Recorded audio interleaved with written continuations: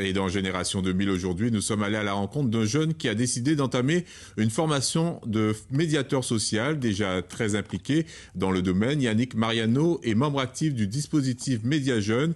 Il ne laisse pas indifférent, d'autant qu'il est déficient visuel. Génération 2000, c'est avec Jean-Marie Mavunzi et Frédéric Perron. Et Yannick Mariano fait partie du réseau DMJ, le dispositif Média Jeunes. Père de famille de 37 ans, Yannick est déficient visuel. À l'origine de la mise en place du volet jeunesse lors de la dernière consultation pour le congrès des élus, il entame depuis le début de cette semaine une formation de médiateur social. Son stage en immersion se déroule au centre social La Pointe.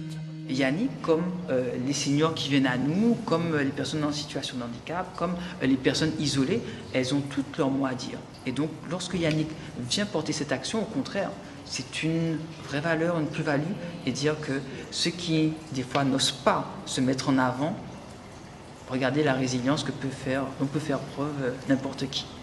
Yannick a un véritable projet d'envergure, un séminaire jeunesse des quartiers pour la mi-novembre. On veut donner enfin la parole aux jeunes de quartier qui aient l'opportunité de faire des choses pour eux et pour tous les autres jeunes.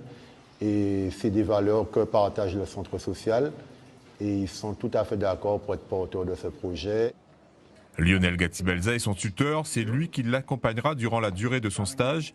Il est le pont qui lui manquait pour faire le lien avec les autres acteurs jeunesse qui souhaitent rejoindre Yannick dans sa dynamique. On nous reproche, nous, en Guadeloupe, de ne pas avoir des projets ambitieux. Donc on ne peut pas ralentir des jeunes qui nous proposent des projets de cette ampleur-là. Et au contraire, on est content de trouver cette ambition auprès d'eux, et particulièrement auprès de Yannick, comme tu as pu souligner son handicap. Ça prouve vraiment qu'il veut viser les étoiles. Et au pire, il atteindra la Lune. Et justement, Schneider, cet autodidacte dans l'art et la mode, pourrait bien intéresser notre porteur de projet. Et Schneider, il se valorise par la peinture, par la création de bijoux, mais également, regardez, par son style, puisque c'est lui qui va porter l'atelier élégance dans le centre social pour que tous les jeunes puissent se valoriser eux-mêmes.